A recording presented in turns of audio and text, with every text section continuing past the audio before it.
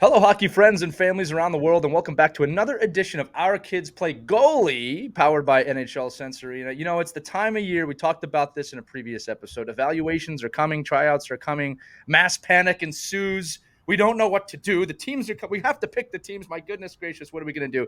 But you know what we didn't talk about, guys? We didn't talk about this from the goaltender point of view, and it was our mission when we started Our Kids Play Goalie to make sure that no goaltender is left behind. You can print that, put it on a t-shirt, TM it, whatever you need to do. So in order to do this correctly, we need to bring in some goaltending experts. So we brought back the goalie doctors, Matt Tendler and Mitch Harris, joining us again. Their second episode on Our Kids Play Goalie. We are happy to have both of you here to dive into the world of goaltending around this time of year, which is important for everyone, parents, coaches, players, skaters, and goalies to know, not just the goalies themselves.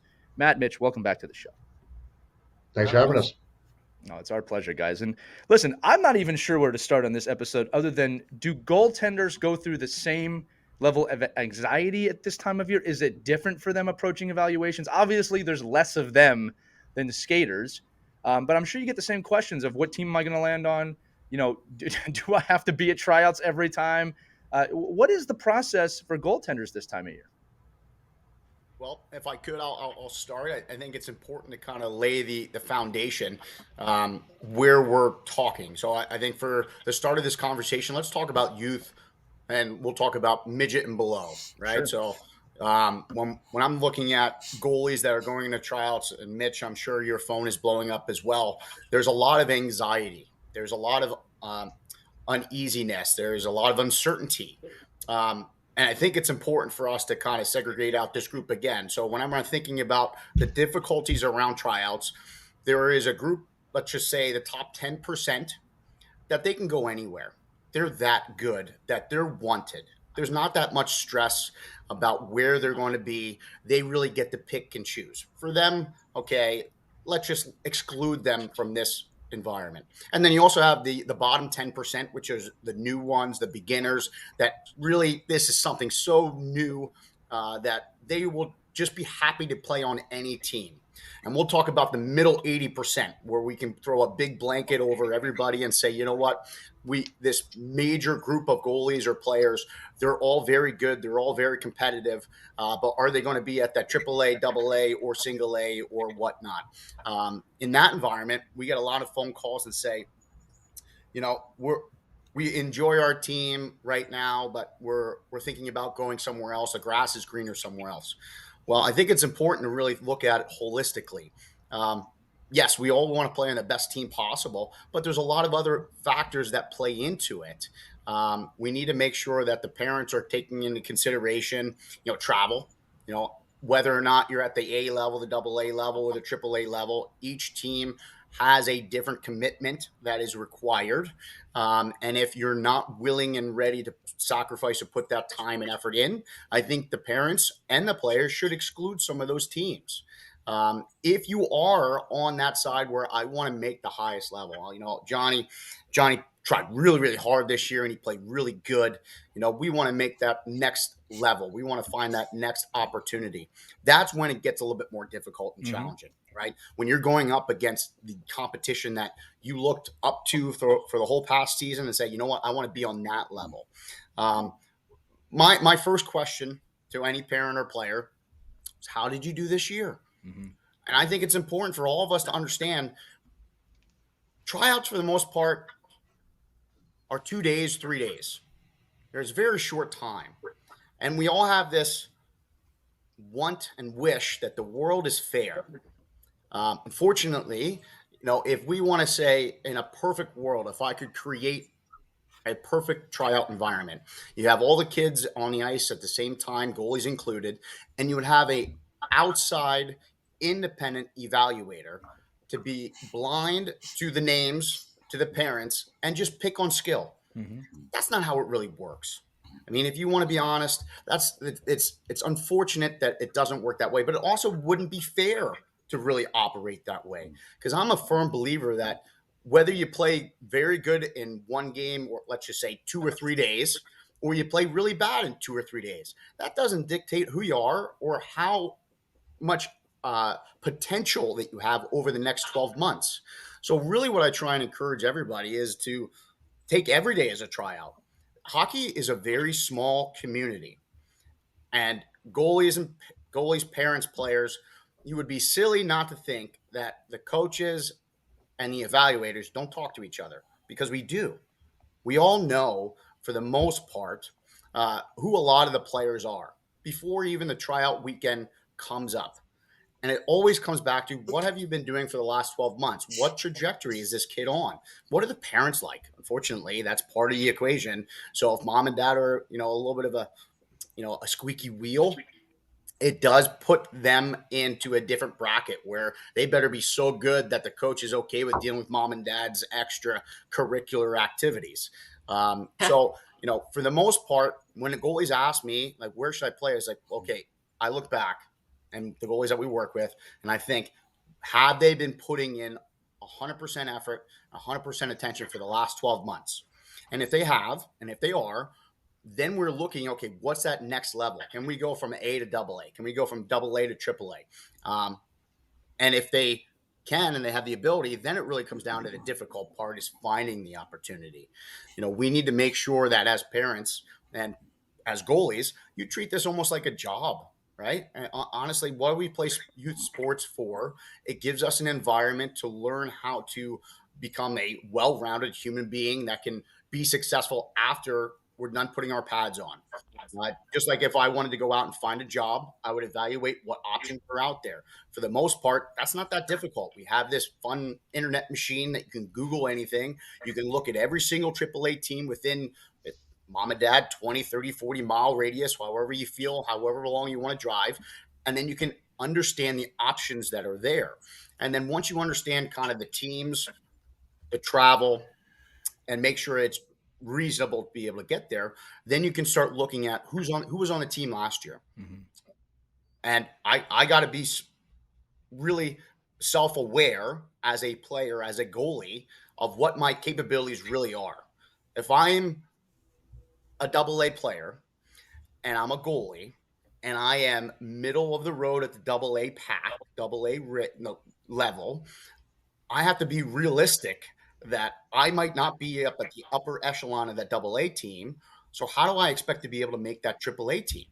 Maybe another double A season will be good for them, right? Again, in the NHL, the AHL, the East Coast, the younger players that come up, they get put at lower levels to gain experience, to gain knowledge, to grow and mature. So then hopefully one day they can climb the ladder and get up to those higher levels. And sometimes we try and force kids into higher levels earlier because mom and dad want those extra letters next to the team.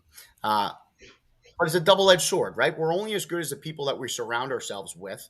So if we're in an environment where I'm a double A or single A player and I am putting everything I have into this sport, into this position, and my teammates aren't, that environment can become very contagious as well. And it can hold you back and it can restrict you. On the flip side, little Johnny thinks that he wants to really try hard and really play this position or play this sport, and he makes that AAA level, but it's more than he expected. This is a lot more of a commitment. I have 3 practices a week. I have to go travel to 2 games on the weekend. It becomes more of a job. And then, by October or November, he's burnt out. So I think it's very important for everyone to really take a step back. This is sports. This is youth sports. Find the best environment that you think is going to help development, maturity, and also you need to find a spot that you're going to have fun. I mean, that's sometimes the most important piece of this sport that people forget. You need to find a spot where you can enjoy, be challenged, grow, but make sure that you have fun. So I think it's important to really look holistically. What are the options? AAA, double A, single A. Whenever you kind of find what funnel you want to be in, then you really have to do your due diligence on the coach. Every coach, I think, coaching is the most important piece to any team. And you could be on a AAA program and not have a very good coach, and you could have a terrible year. But it's okay. I'm playing against the best players in the area.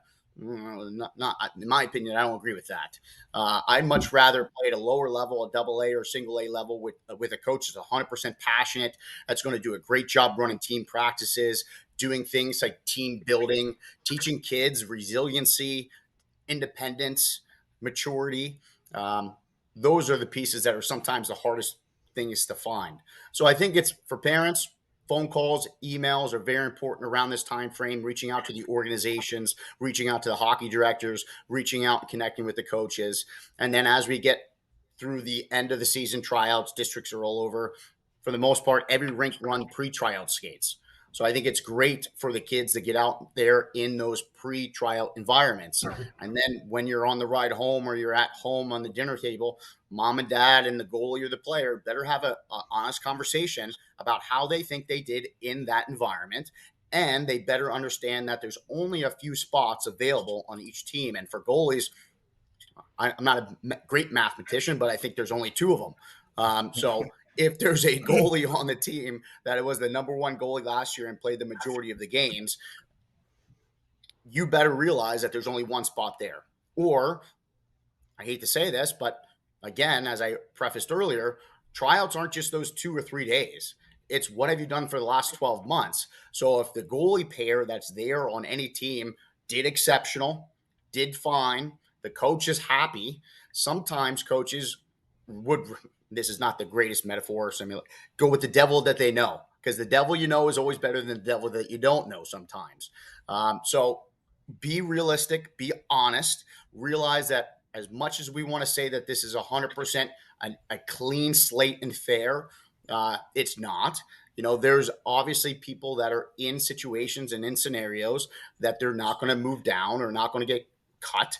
And you have to really try to do the best that you can to understand that environment. It's a little bit easier for forwards and D because obviously there's not as many there's much more spots for those players.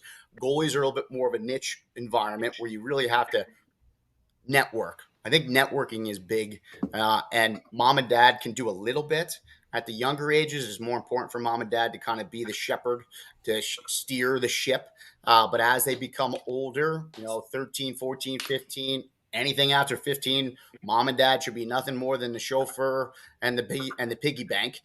Because if they really are serious about trying to climb the ladder, no coach wants to talk to mom and dad outside of high level. The coach wants to talk about and talk with the player because really, I was a head coach. I'm a coach. Mitch, you're a coach. We all know the investment is for the next 12 months. So it may be a trial for 2 or 3 days, but we're investing in the player and the family for the next 12 months. And it needs to be a good investment on both sides. I know that was kind of all over the place and a little high level, so I'll kind of open it up to Mitch and see if you have any extra comments on that one. Yeah, a couple of things definitely to think about are what goalie coaches are available at that team. There are some AA program, AAA programs that don't have as good a goalie coaching as Tier 2 programs. So it's really important to know, and it doesn't have to be, obviously we'd love to have all you guys at Goalie Doctors teams, but we can't have all the goalies there. But it's really important to understand what goalie training do they get? Do they get a clinic? Does a coach come out for the first 10 minutes of practice and then go to another team or stand by the wayside? So knowing what you're going to get in goalie training at your team is critical. Aside from that, I mean, what Matt said is really accurate. We really need to make sure, that you're talking to coaches and really read that they're telling you the truth. That, oh, well, there's a spot when you know that they had 2 great goalies and they're coming back. Another big thing that we're starting to see, especially at the midget level, the AAA level, is you're starting to see teams carry 3 goalies. So it's really important if you're at that level to ask, are you carrying 3 goalies? Because frankly, it's a challenge.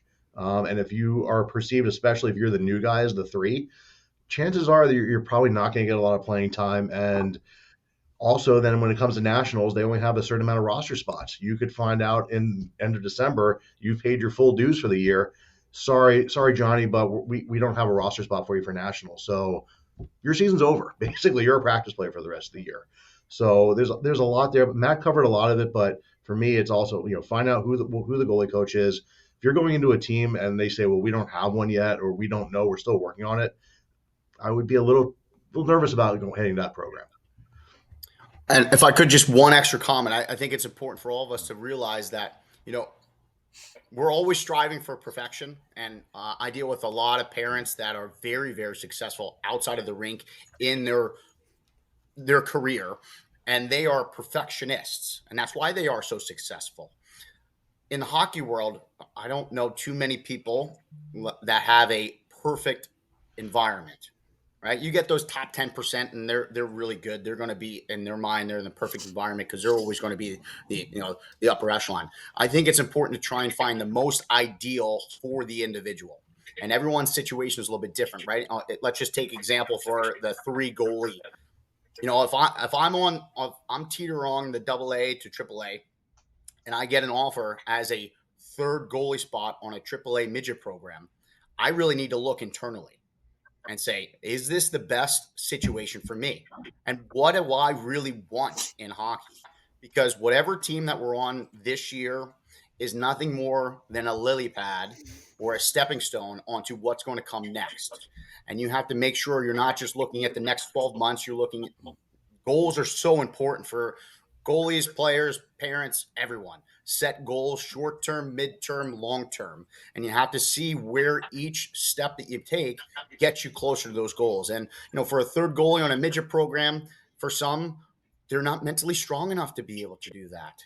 Right. I deal with college teams. Mitch deals with college teams, and they carry 4 goalies. And every single one of those goalies think that they're good, and they are good. But there's only one net. And for the most part, 1 or 2 goalies of the 3 or 4 get the majority of the minutes, and 3 or 4 are there for development and growth. But they don't get as many games. They don't get as much, I would say, feedback and opportunities to grow from the coaches. So they need to be much more independent in terms of their workload, their effort, and also their development. One of the biggest years that I think I had of growth was when I didn't play as much because I was hungry. I had a taste of what number 1 was like. I had a taste of being the guy. And then I got myself into an environment and I wasn't that guy. And it was hard. It was not fun. But instead of looking externally and saying, oh, I blame the coach, I blame this, I made a poor decision, I said, I'm on this train. There's no going back. How do I make this environment and this situation the best that it can be? I put my nose down. I was upset every weekend that I didn't get to play, but I used that as motivation, as fuel to continue to get me into the gym, back on the ice, show up to practices early, be the best teammate that I can be. So whenever I did get my chances and I did earn my minutes, not only was I better prepared, and I realized that I invested and I got my return on my investment, but my teammates respected me more. I didn't complain. I didn't moan. I didn't point fingers. I put my head down. I got better. I earned my minutes. And then whenever I was playing, they were like, man, this guy went through the rigor. This did not come easy for him. Let's go get him a couple wins. Let's go block a couple extra shots. And I think it really comes down to the individual, but ultimately trying to find the most ideal is definitely a lot easier than trying to find that perfect environment.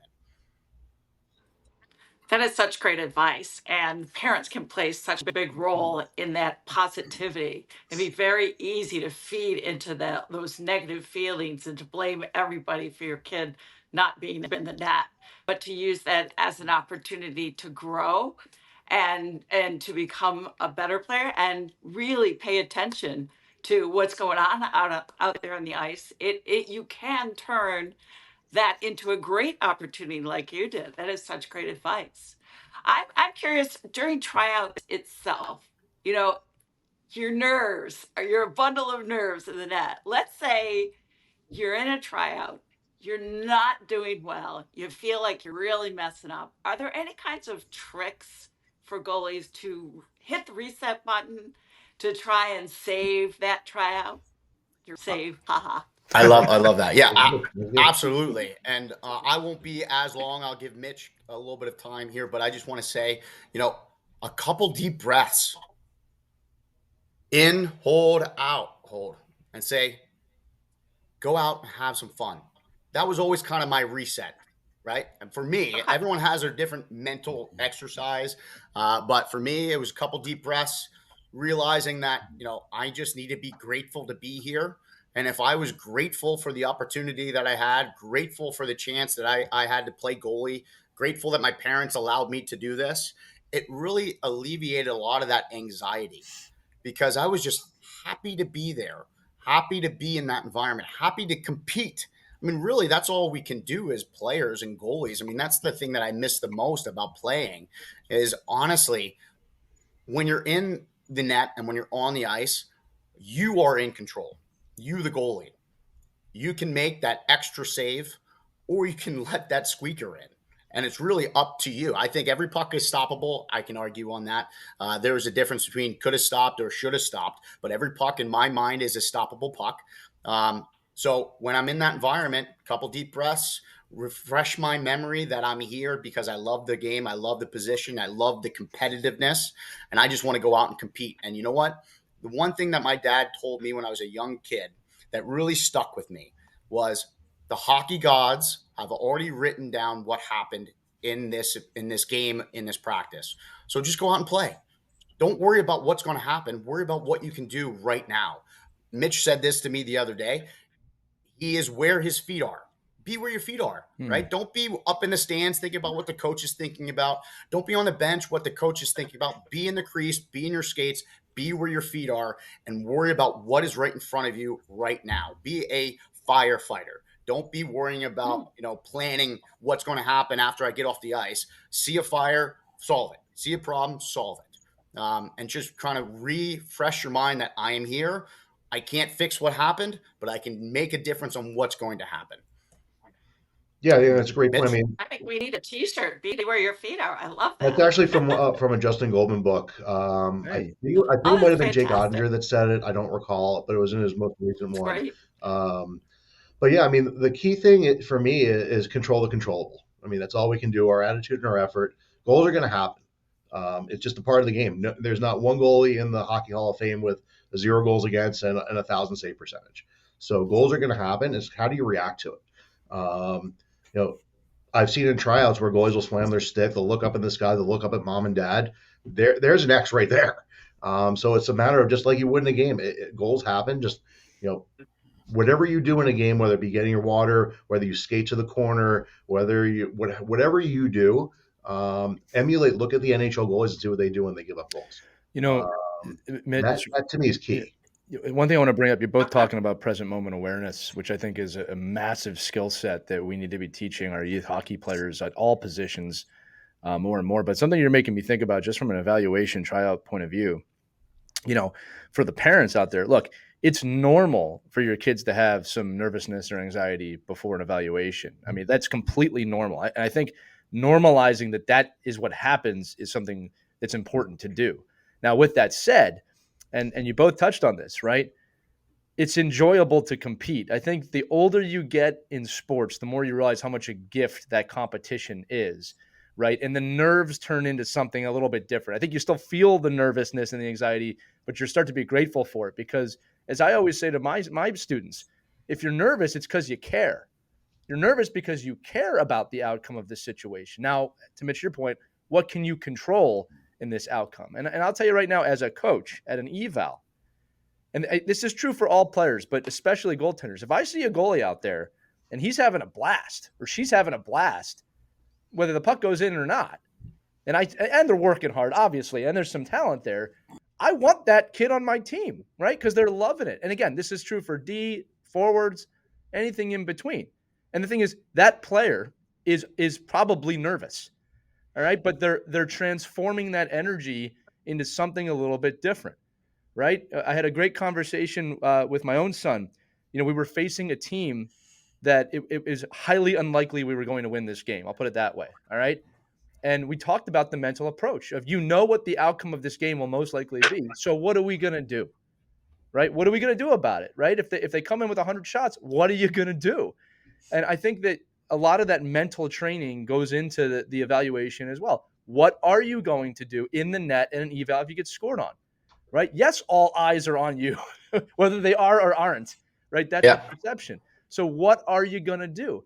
And I'm going to say it one more time. When I see a goaltender having fun in that high pressure environment, and fun can be, I'm having a fun time smiling in net, or, hey, I'm nice goal, great job, let's go, next shot.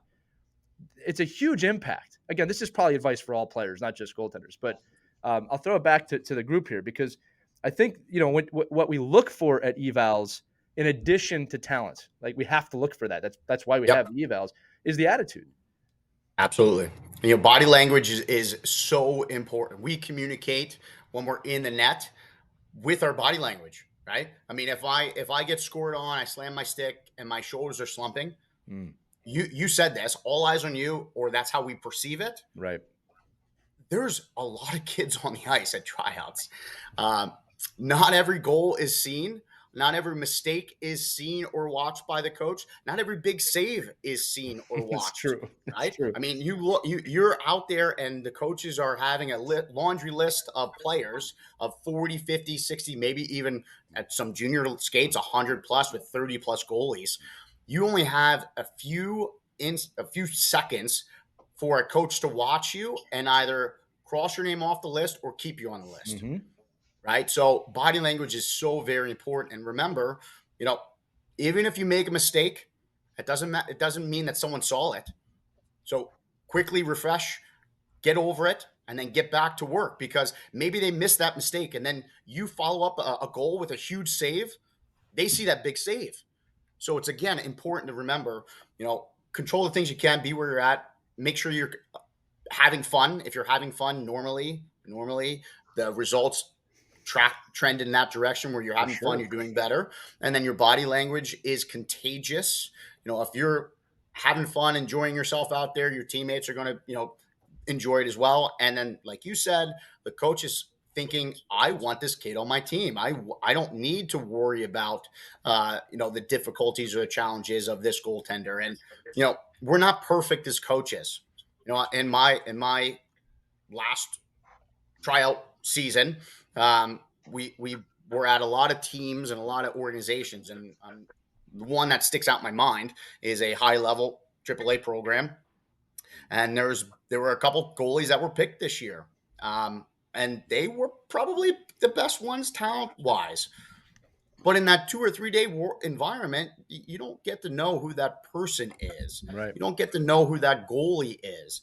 And whether it was luck or just, they just played really well that couple games, their deficiencies didn't show in those 2 or 3 day span. And the coaches picked those goalies. And then over the next 12 months, the cracks started to show. Right. The mental immaturity of some of the goalies came to light, and now they're looking elsewhere. The coaches are looking elsewhere. So don't be discouraged if you don't make the team that you want this year. Again, it's 1 year, it's 12 months, and don't get complacent if you make the team that you do or that you want to. Stay hungry. It comes down to the individual. I was just reading this great article this morning, funny enough, Matt, that was talking about the 3 types of inspiration, right? And one was having a dream, right? It's got to start somewhere. And 2 was having someone that supports your dream, that you two emulate that every single day of your work. And they said 3, the hardest part was when you kind of make it, then what? Right? Yeah. Is it you just wanted to make the team? This is important for tryouts across the board. Did you just want to make that team with the letters or the name? Or did you want to excel on that team? Because when you accomplish the goal, that's really where the work begins, right? And I think that that's an important part of this, is that for parents, for players, right, making the team, whatever team we're talking about, is kind of step 1, right? We put so much emphasis on how many A's are after a team, and I'm not saying it's not important, people. Like, don't get me wrong. Yeah. But we put so much emphasis on that, and not this question, which is something we talk about a lot. And again, this is true for all levels, but the younger you get, the more true it's where will you develop the most, right? We just had Andrew Alberts on the show, former NHL player, and he talked about, Matt, like you just did, that some of my biggest seasons were when I didn't make the team, because it fueled me and it motivated me. That's something you can't really teach a kid. You have that or you don't. Parents, we can help cultivate that. We can't create it, right? But some of the biggest developmental years were when I didn't make the team that I wanted to make. But at the end of the day, the highest performers I know, they don't need someone to push them. When you get to the high level AAA programs, your hope is that those goaltenders are so self-motivated, and the players too, that they want to learn, right? Here's one for everybody at tryouts. And this isn't deceitful in any way. I'm a coach. I naturally want to teach. Okay. So at a tryout, if I'm running the tryout, I'm still coaching, right? If I see a kid do something correctly, incorrectly, I'm going to offer my advice. Now, how that player responds to me at a tryout is going to affect if I have to make a decision, right? I want the kid who's like, yeah, no, thank you. Thank you for showing me that. I didn't know that, right? I've had kids say to me, I know. Every parent's just nodding their head right now at home. I know, mom. All right. Learning how to learn is a massive skill set, right? And I'll tell you right now, here's a scenario people don't think about, and we'll use goaltenders as an example. Let's just say the top team goalies really are already picked. We know who they are. They got seniority. You know, the coach wants these two goaltenders.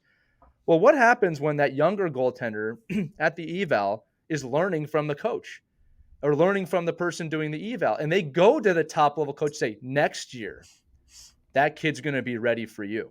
You even might want him to come out to your practices this year because he wants to learn or she wants to learn. You can see how much this goes into it. So it is a 12-month process, but it really is a 10-year process when you think about team to team to team. So again, I'm going all over the place here. I did want to say, like, you know, when we approach an evaluation, let's just talk for a minute about kind of the after effects, because I think from the goaltending position, and again, it's always true for all positions, but goaltending specifically, Mitch, you brought it up, that goaltending coaching throughout the year. Again, people listening know I have a young goaltender in the house, okay? And where I'm at right now, he's going to be a second-year squirt, and there's actually a goaltending shortage at the organization as of today. We all know that can change in a heartbeat depending on what people do. But you know, one of the things I want to bring up, and Matt, I want to pay you a compliment, is that, you know, he expressed interest to me organically, which I'm very proud of. Hey, I think I want to play at a higher level next season. I want to earn that spot. That was the way he approached it to me. And me being me, you know, I have all these thoughts in my head. I said, you know what? You should talk to Coach Matt. He's a goaltending coach. I'm only a bronze level coach because I took that course. I'm kind of joking, but I was proud because he went up to you and he asked. And actually, you told him exactly what we kind of alluded to him, which was, let's work on your game. Let's get stronger. Nothing was, you have to make the AA team next year if you really want to succeed. No, letters were not brought up, right? It was, here's the route of development for you at your age and your skill level. It was not about what team you make. It's about what you do with the time that you have, right? So again, we put so much onus on the 3 days. And I think that you're making a great point that it's not 3 days. It's 12 months, right? And it's a year-long commitment. And those 3 days, yes, they do affect your trajectory, but the work is not done in those 3 days. I think it's a good point. I mean, especially you think about those 3 days, especially if you're a new guy coming in. Take the ice away. And I think it's something I think we should talk about is, what's your behavior off the ice? Right. Because as soon as you walk into the rink, as soon as you're in that parking lot, eyes are on you. So if they see you talking to your parent incorrect, you know, rudely, something like that, you walk in, you don't throw your trash away.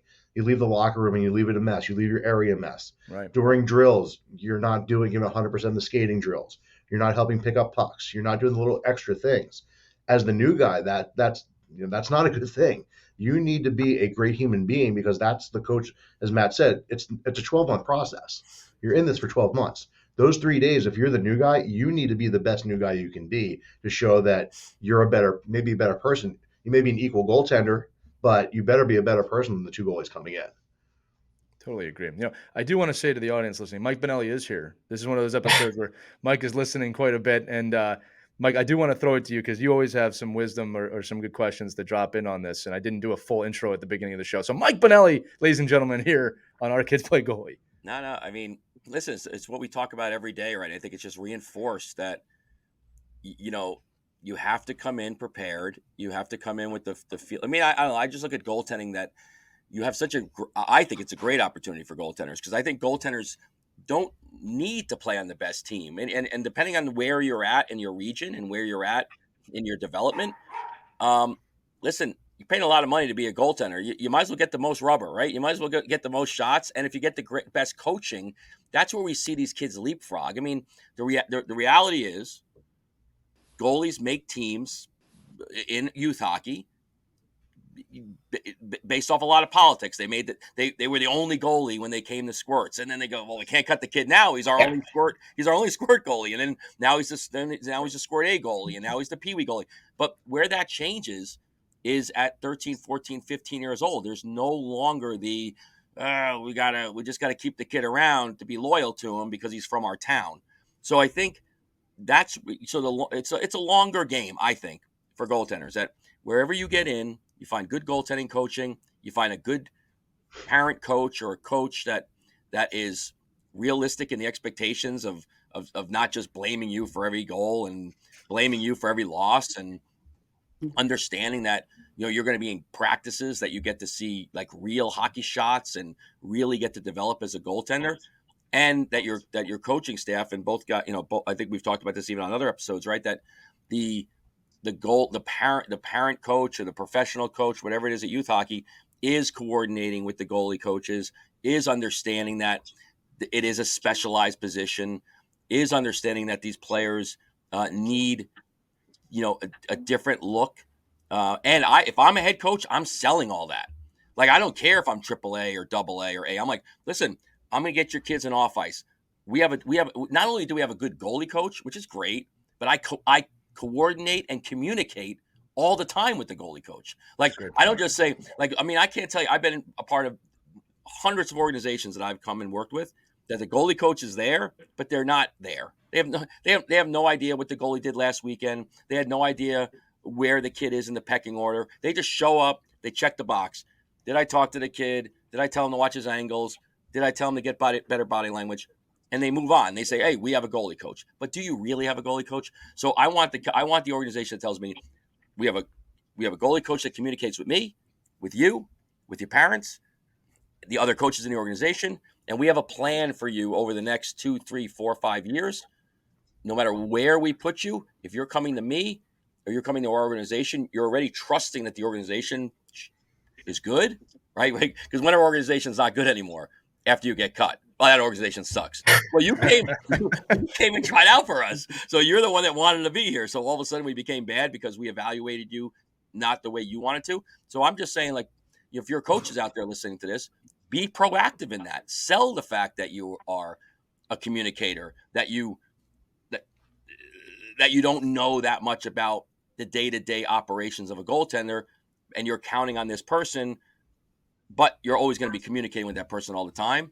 And and I will say one thing: I don't think so much at once the kids. I think at like 11, 12, 13, 14 years old, it's not as important sometimes, depending on what region you're in. Again, to be a part of the team building process, because frankly, teams aren't loyal to you either.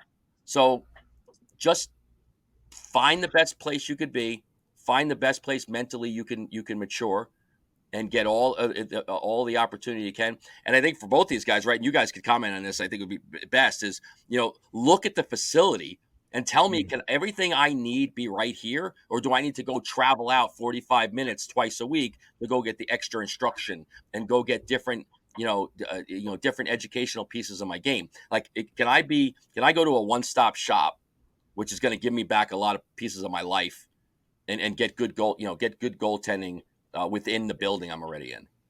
But other than that, I mean, all the other things, not to look like a professional when you're 8, but come in, don't look like Goldberg out there, put your pads on put your pads on the wrong legs, and your mom's helping you get dressed, when you're 12. Like, just know all these different things and set the tone of you coming in saying, listen, not only am I mature, I love playing goaltender, I know how to get dressed, I know how to be a good teammate, I know how to look the coach in the eye. Like, these are all things we tell all of our players, right? And I think, and frankly, as a parent and as a coach, you're like, man, this is great. This kid's like, he's mature for his age. He understands the game. He's going to be a really positive influence in my locker room. And wow, he's just a happy kid. Like, he's just a happy person. And that goes a long way when you're trying to find, especially when you how to have 2 goaltenders and try to manage those 2 personalities. I always want to find a team as opposed to 2 individual kids that sit on either side of the bench and never talk to each other. Mike, you bring up a really good point that I didn't even think about. We're talking about how do coaches react to goalies. For the parents who are thinking about changing teams, chances are if you're in the area, Team A plays Team B and Team B plays Team C. Next time you watch that game, watch how that coach reacts to the goalie when they give up a goal. Do they yell at the goalie? They say, "Oh, what are you doing back there? Wake up! What are you doing? It's a bad goal, a good goal, whatever." Do they blame the goalies? Do they yell at their goalies? Do they even interact with their goalies? So I think that Mike, that's a really good point. Obviously, you're not going to see the practice side of things, which could be a completely different animal. But at least in a game, are they yelling at their goalie that, "What are you doing back there? Got to make that save." Well, but again, if you have the time, listen, we're not asking for people to travel 7 hours, right? Like your guys' point, organization A and B might be 30 minutes away from each other. Exactly. You want to go sneak in and watch a practice and see that the goalie on that team didn't get one shot on net that looked like a hockey shot, then get the hell out of there. Like, run away. Well, that team's the best team in the league. Yeah, because they're playing teams that they're not supposed to be playing, and they don't need a goaltender. They could just might as well put a cone in the net. Like, so if there's no development, but the team is good, who cares? Like, I told a story a long time ago. I watched when 8U hockey came to be and the whole fight about, big nets and small nets. I watched this coach put a goalie and laid him down on the goal line horizontally.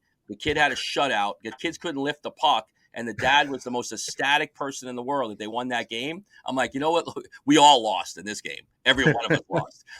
But the kid won the game, and it was a lot of, and it was like, even at the end of the game, the kids are jumping on him like, well, he's already laid on the ice. You might as well have at it.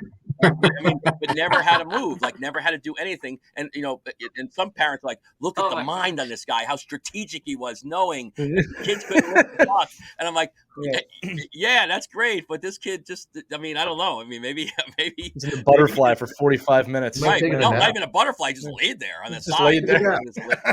Looked like Clint Malarchuk out there. But I think it's just funny. like, to me, it's just finding the overall piece. But that is a brilliant piece of, like, if you don't have to fly to Omaha and you live in Philadelphia, then go drive down the street, watch practice, watch the coach's interaction. I say that to recruits all the time. Like, if you want to go to a team, go. I don't think I ever, and I know I didn't. I don't think I ever fully recruited a college player that played for me that I didn't see them in practice. Right. I just don't. Games are easy.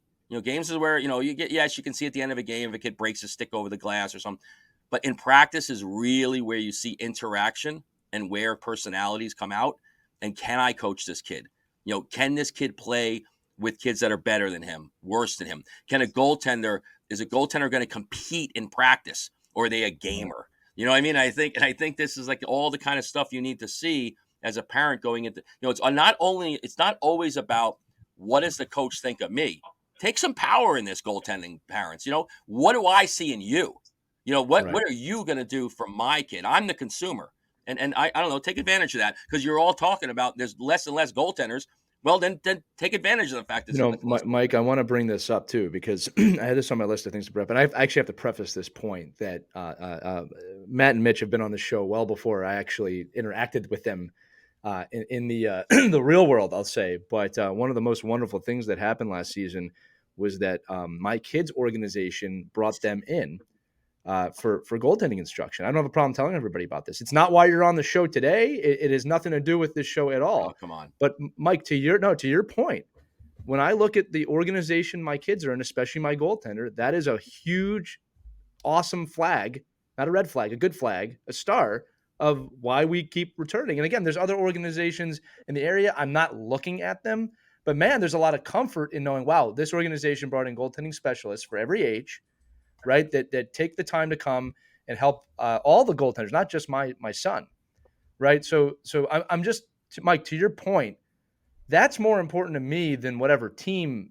he or my daughter makes this year, right? Is, they're going to get instruction, right? They're going to get proper instruction. And I go, Matt, Mitch, I hope I'm not putting you on the spot with that at all. I love that. That's something that the organization my kids are in did to stand out. And again, as the father of a goaltender, that's more important to me than the team that he is selected for. Yep. For us, we have normal day jobs. We have boring sit behind a desk. No, you don't. You do this full time. That's what we tell them. I would love to, but 100% honesty, we do this because we love it. Right. And we do it because it is our fun job. And the really most important thing that I always ask myself every day is, do I want to keep doing this? And every single day I wake up and I'm grateful to have this opportunity to go to rinks, be in the freezing cold and freeze my toes off, because I get to interact with so many good people. And I'm a huge believer that mentors have created me into the person that I am today. And I was fortunate enough to have really good examples and coaches and mentors growing up. And I'm just grateful to have the chance to be able to do that for that next generation. And I think, with that attitude, not to disparage any other goalie coach or anybody else, but sometimes, head coaches, even I can have a bad day. We get on the ice and, we have misplaced anger from something else that happened, and we bring it into the hockey rink. And that can create a very, I would say, dangerous environment for the growth and development of the kids. So for us, because this is something that we love to do, and I love to do, and I really enjoy going to the rink and spending 5 hours on the ice. I can't believe I say that, but I do.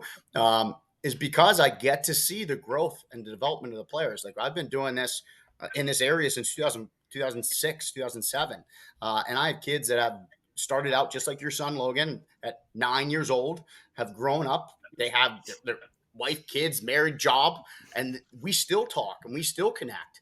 And some of them played at a very, very high level, and it was a lot of fun to be along that ride with them, to play at college or maybe some pro.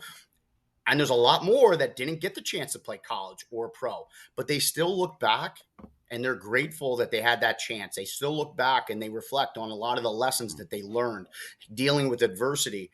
And I'm just grateful to have just a small little piece of that, because yes, we're there when we're there, but it's once a week, maybe once every other week that we get to see some of the goalies.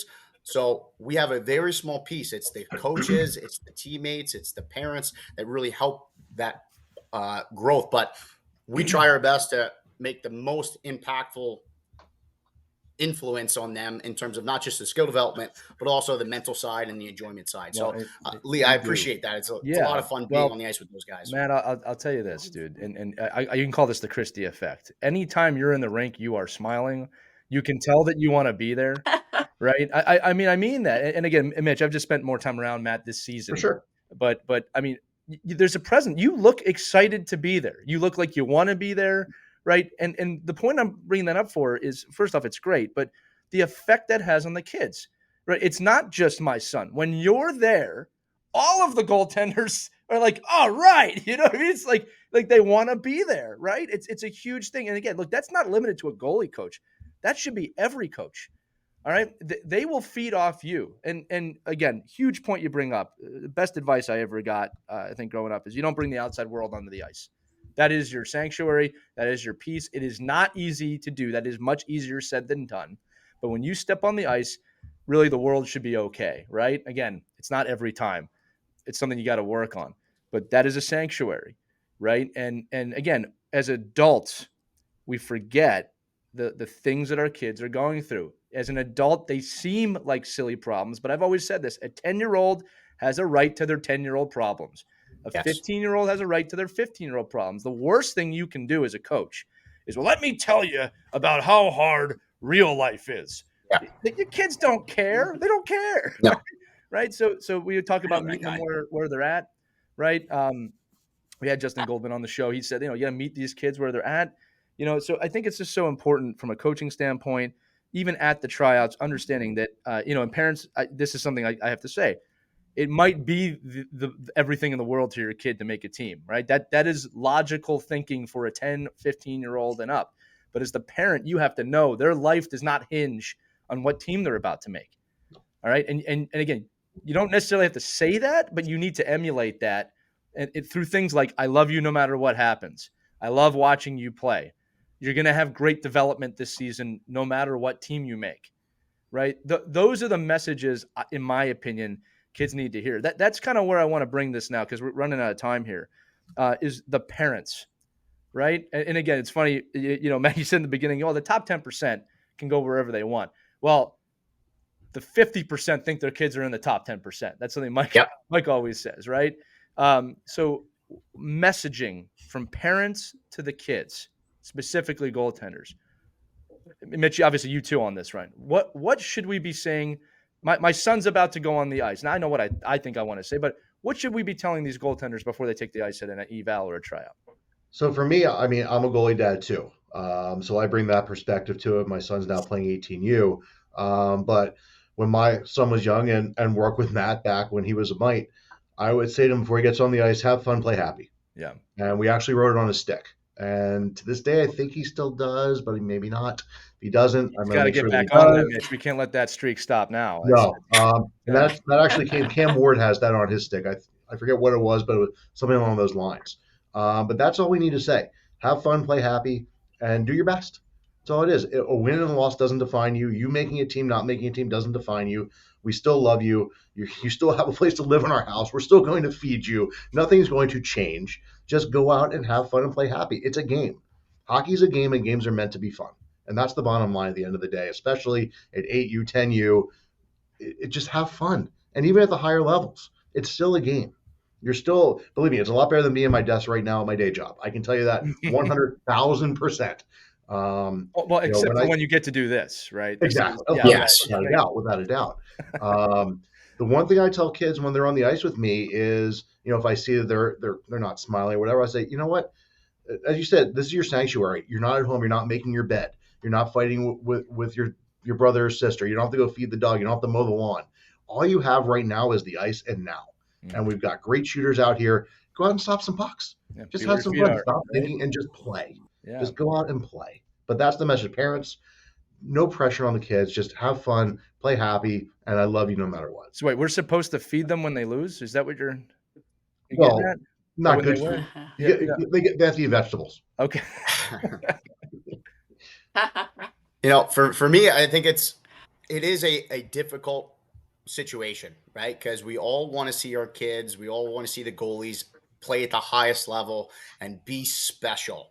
So I think it's important to walk that fine line where you're trying to set expectations and hold them to a higher standard. Because if you do that, more often than not, they're going to rise to that standard. It might not happen in a day. It might not happen in a month. It might not happen in a year. But if you continue to set those higher expectations, higher standards, sooner rather than later, they'll be able to reach that level. Right. But it's important to remember, like you said, meet them where they're at. I can't teach a first grader calculus if they don't know simple math and addition and subtraction. So make sure you make smart goals and you talk about them with your kid, right? Smart is specific. What's my specific goal? I want to make XYZ team. All right. M is measurable. Well, did you make it or did you not? Right. A is attainable. Am I really going to make the Philadelphia Flyers as a 10-year goalie? Not that. It's not that attainable. So we have to make sure that that's an attainable goal, right? We have to make sure it's realistic. If I make this team, am I only trying to make this team because I want to make it, or do I want to excel once I get there? And then you have to make sure that there's a timetable on it, right? So if I want to make this team, and I hate to tell anybody this, but if you're starting to make these goals right now and tryouts are a month away, you may be a little late for this year. So again, realize that if you're just starting to study for the test at 9 a.m. and the test is 10 a.m., it's probably too late. That's a but great if you point. study a day, a week, a month in advance, when that test rolls around, you're going to be a lot more confident going into that classroom. It's the same thing with tryouts. So mom and dad, set high expectations, but make sure they're realistic. Make sure that they're attainable. And make sure when they meet or exceed some of those goals, you give them a little pat on the back. I can't tell you how enjoyable it was growing up whenever my dad gave me a compliment. Right. Only because he didn't give me a compliment that I played outside he gave me compliments on my effort, my attitude, and my attention level. The things that I had control over. And if I got lit up for 8 goals, but I played phenomenal, it was 70 shots, he's giving me a pat on the back and say, hey, you battled, you competed, you never gave up. Right. And if I play a game and I let up 2 goals and we win 2-1, but the 2 goals are crap, he's telling me, okay, Matt, I need more focus. I need more effort. I need more attention. So it's really, instead of focusing on the result, focus more on the process. Right. Give the kids some simple, attainable thing, a simple, easy to do things that they can get their mind right, be able to step on the ice and find success, instead of worrying about, oh no, if I don't make this team, my dad's going to be miserable and not say a word on the drive home, or mom's going to think, she's going to take away my PlayStation or something along those lines, whatever it may be. Hey, it still happens. I think, yeah, it does. Yeah. And I hate that. That breeds hate for the game. Right. Right. Like if I go out and I want to have fun, and I, for the most part, 13 and younger, they are kids that don't have a fully developed mind, and they really don't know what they're doing in terms of the hockey world. They watch guys in the NHL and say, that's where I want to be. But they don't know the time, the effort, the sacrifice, the commitment it takes to get there. But it sounds really cool saying it, and it's encouraging. I'm setting a goal to make the NHL. Mom and dad have to bring them back down to earth and be able to give them measurable, smart, attainable, realistic goals that they can accomplish, so they feel accomplished. Right? If I set a goal, I want to make the NHL, and I'm looking 5 years down the road, it's a grind those 5 years to be able to get there. You need to be able to give yourself a few pat on the backs along the way. So, I'll say this too, to your point, that, and a few things, one is that I think we all have to remember, and look, odds are if you listen to this show, you have an immense amount of love for your child. I think we all love our kids, but it's important to remember not every kid has a safe place to go after school, after hockey. And when I say safe, I'm not necessarily talking like violent. All right? I'm talking about, no kid wants to go home to a parent that's just ripping on them. You lost that game. You should have made that save. And or just a negative environment, right? Your kids need that safety of knowing I can always go home. I can always go back to mom and dad or my guardian or whoever. Right. So I think that starts at home. Obviously, that starts with the messaging. Matt, you just said that it starts with understanding clear expectations. Another thing you mentioned too, that it's funny. You talked about putting in the work, right? And like studying for the test. It's an amazing moment in your life. And it does happen around that 13, 14, 15-year-old time period where you realize like, well, I don't want to do it, but I have to do it. Right. And then you start falling in love with the process. Right. And you get over that hump of, well, I don't want to do it. And you start to realize, but if I do this, I will be prepared. And that preparation is what gets me ready for the practice and the game. And then it feeds on itself. I've never met, I shouldn't say that. It's extremely, extremely rare that you meet a high level athlete that doesn't have that. There are some people out there with so much talent that it doesn't matter, but they tend not to make it too far either. Right. But that process, that drive, that wanting to do it. And again, understanding that there's always a safe place to go at the end of the day, right? So I think parents, as you approach evals, remember that you got to be their rock if something does or doesn't go their way, right? That's not the eventuality of their lifetime, right? Oh, I can go to mom. I remember, I'll make myself vulnerable from it. I remember not making a team and crying the whole ride home. I was so devastated. Again, it ended up, Matt, being one of those teams where the best thing that could have happened to me for that season. But in the moment, it was the end of the world. And my dad and my mom were really there for me. And sometimes it was just not even talking. I just knew they were there, right? I'm so thankful for that, right? Because I can't imagine if they said something like, well, I guess they picked the right kids. I guess you weren't good enough. And this happens. This happens all the time, right? It does happen. I also, I know we're kind of tight on time, but you mentioned at the top of the show during evaluations, parents also are part of the equation during the evaluation. And over the years, I've witnessed some goalie parents that are well intentioned, absolutely, but to put it kindly, a bit over the top, uh, constantly yelling to the goalie, cover it, or whatever save the puck that they save need it them to do. Save, cover it, and they have a clipboard and they know every single shot, where it went in, where it didn't go in, what shot they're good at. It's intense, and I get it's all eyes are on your kid, and there's a lot of pressure on your kid, and it can feel like your kid is gonna win it for the team or lose it for the team. How can you give some advice to goalie parents to just kind of maybe pull back a little bit on that. You know I what mean, I'm for me, saying? honestly, at a tryout, very simple. Don't go.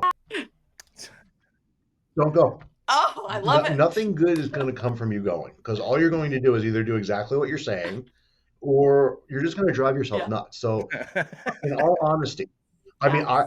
Yes. And drive I everybody else personally nuts. believe, Okay. and I know there are some teams that do it, that close evals and tryouts to parents, and I think that, to be brutally honest, is the way it should be, because you're always going to have, whether it be from a player side, from a goalie side, oh well, my player played better than that player. My goalie gave up 3 goals, well that goalie gave up 5. Well, what were the goals? Or again, it's not, the tryout process isn't just those 3 days. It is a 12-month, or it could be a longer process than that. So true. Apparently, I've changed my name. You're lucky. But no, in all honesty, parents, just stay away. Don't go to tryouts. Don't go. You know, Okay. And year round. yeah. What about their behavior, especially when I they're mean, year round, I you know, mean, recording them and then doing a play-by-play when they get home. Here's yeah, I mean, here's where you messed up, you know. yeah, I mean, it's a tough position, because, again, as you said, there's only one goalie in the net at one time. So yes, all eyes are on that goalie. But in my opinion, it's really just relax. And I tell a lot of parents, it's relax. I personally, I stand at the top of the stands on the blue line or the red line. I never stand behind the net where my kid can see me. I try to be out of sight as much as possible, and I don't change ends. I think just find a spot and just watch. Just watch Okay, it. I need you to emphasize that, because every team we've been on, the goalie dads, moms, stand behind the net. Mhm. Do they really stand behind Yeah. the net, Christie? Oh, yeah. Oh my goodness. Absolutely. That's I see crazy. it all the time. Absolutely. Yeah. And they're talking to their kid too. Could you please tell parents why that is not a good idea to do that? I just think, I mean, I'll put it this way. When they're in school taking a test, do you stand right in front of them watching them and saying 2 plus 2? What do you mean that's 5? It's 4. What are you talking about? It's 4. Some would if you let them, Mitch. I know. This is the That's perfect, a good You make point. a good point. perfect ride to the rink right there. Yeah. But in all honesty, I mean, for me, it's like, be out of sight. They're there to play their game. The last thing they need to do is give up a goal and, oh, sorry, mom, didn't mean to give that goal up. It's not. So, like I said, for me, it's be out of sight, be at the top of the bleachers, and just make sure listen, as I said before, goals happen. Let's not, put your hands up. Oh my, what just happened? And listen, I'll be honest. I mean, I'm guilty of it too. I mean, it happens every now and again where my son gives up a bad goal, and I look up and I roll my eyes, and I'm ashamed to admit, but he has said, it's like, Dad, what were you mad at me after that one goal? So I'm like, why are you even? Exactly. So even at Yeah. the top of the stands, they can see you, and they are Sure. looking at you.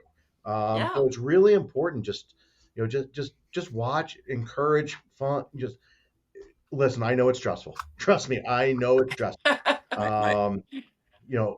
My wife, God bless her, to watch games, she takes pictures, then she wears headphones with music on. She has a playlist for games. So Fantastic. or she'll have, if she's not taking pictures, she'll have silly putty or Play-Doh where she has to do something with her hands. So just find some coping mechanism that isn't becoming an alcoholic. Yes, because in college, that's what we do. We go out in the parking lot. And Well, it happens If you're at younger outside, ages it's too. okay. No, just Yeah. Mitch, I'll tell you. Go ahead, buddy. My bad. But no, it's all good. But it is what it is. I mean, whether they pick the position, you pick the position, it's the position that they play. And we just got to find a way just to get through whatever long that game is, whether it's a 15-minute period, 17-minute period, whatever it is. Just find a way. But the biggest piece of advice I can give you is, don't follow your kid from end to end. Don't be behind the net. Watch from up top, and just, first of all, it's one of the worst places to watch a game anyway. Is from behind the net. But just go up top and just find a way to distract yourself while the game's going on. It's really the best advice. My new favorite is the instant replay mom, where the actual game is getting filmed, the goal gets scored, and the kid could come to the glass and you could replay the goal in real time. I'm like, what the heck does that do? You've actually seen that? Have you actually seen Oh, yeah. zero? There's zero embellishment of that story, and it happens a lot. Like I'm like I said, this is insanity, and then I want to do it with my defenseman, but I just think it's like one of those things where I'm like, wow, that's how much stress is that, for a kid to Too sit much. there, Well, and not only yeah, the kid, it's even the coach. Like the coach, like I don't want you looking at mom or dad. I want you looking at me. Like Right. I want you right. reacting to me. I want you to reacting to Yeah. your teammates. I want you coming out of the net, coming over to the bench to me. And Right. and that's but again, I blame that on, honestly, I blame that on coaching. I blame that on not educating and talking and laying all those kind of groundwork out prior to the season. Mhm. And that's that communication Yeah. between goal. Like imagine if your goalie coaches sat with the parents and the coaches and said, hey, listen, this is a strategy we want to look at this year. And one of the strategies is let's not have mom and dad behind the net with the GoPro, filming every game.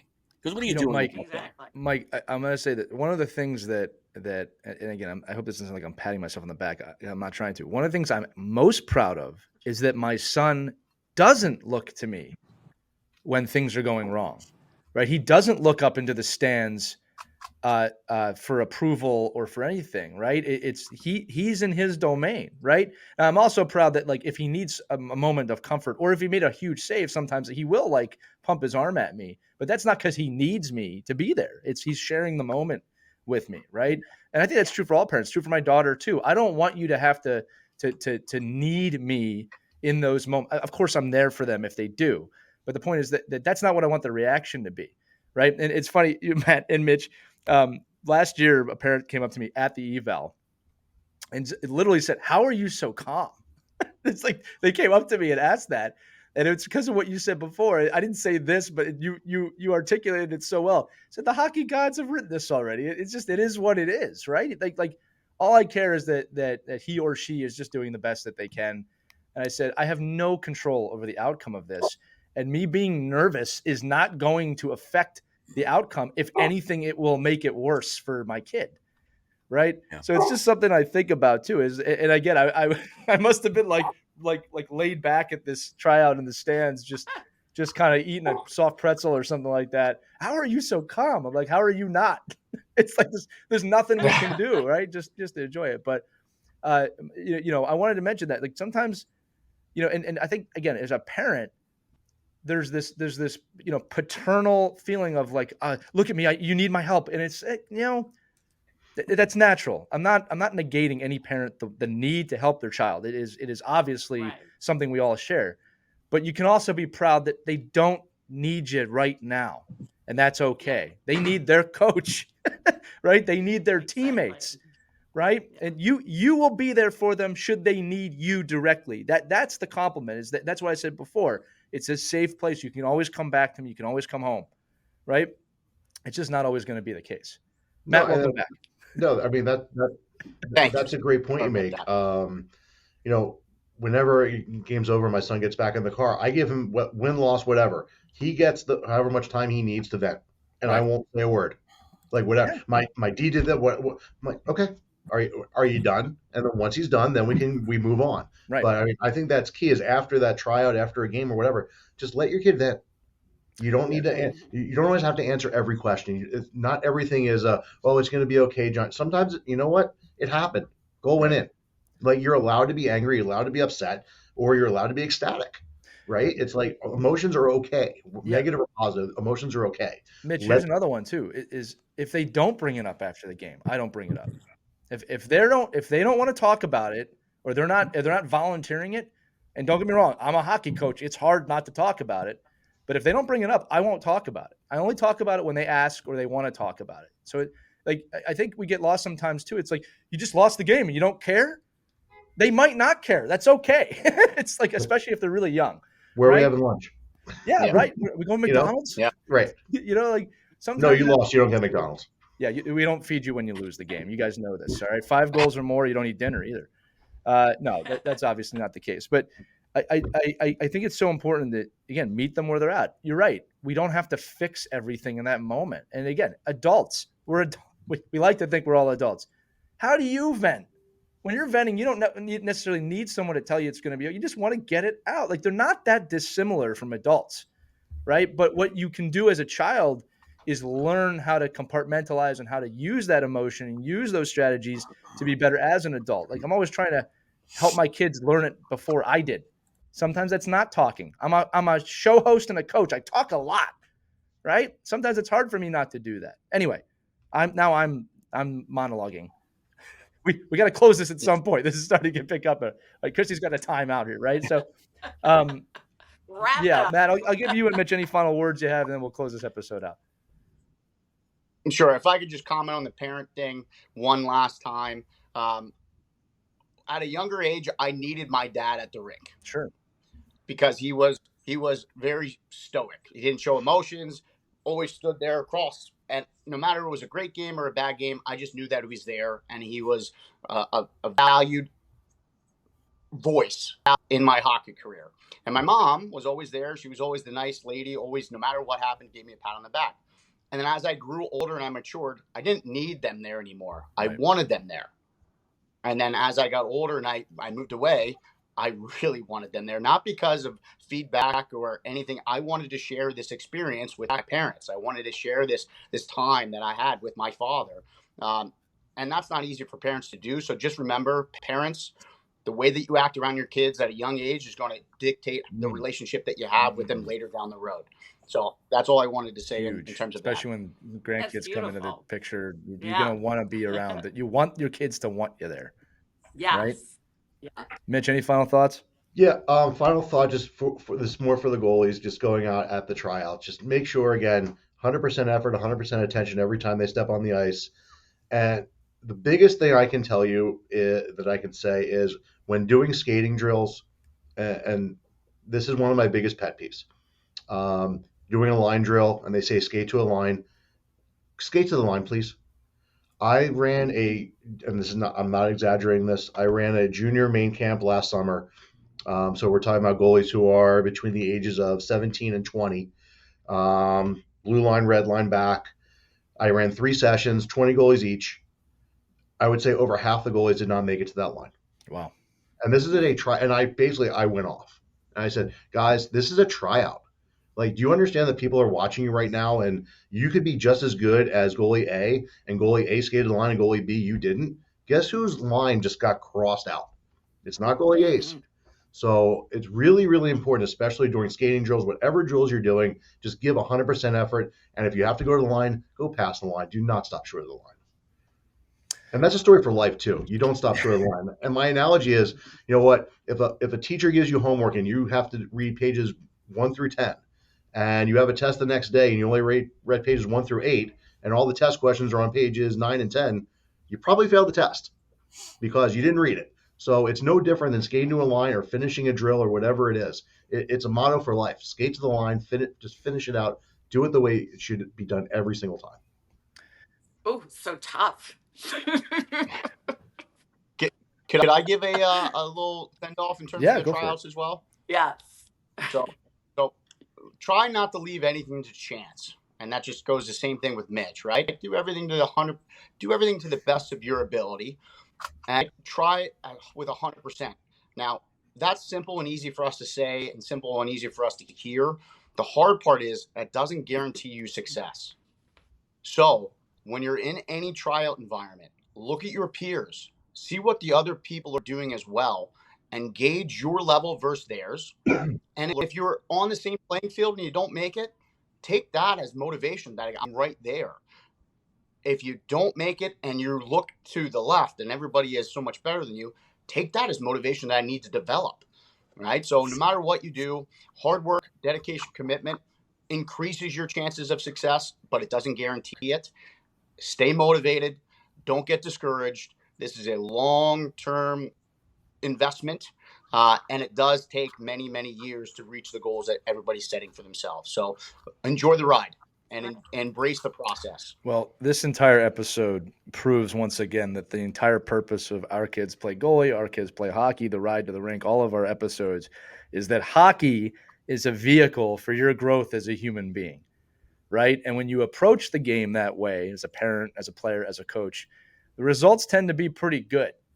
right? When you have that big view. And if it's just about making one team, that's going to be your viewpoint. It's going to be very small. So Matt Tendler, Mitch Harris, just fantastic stuff once again here on this episode of Our Kids Play Goalie. I want to thank you both for being here.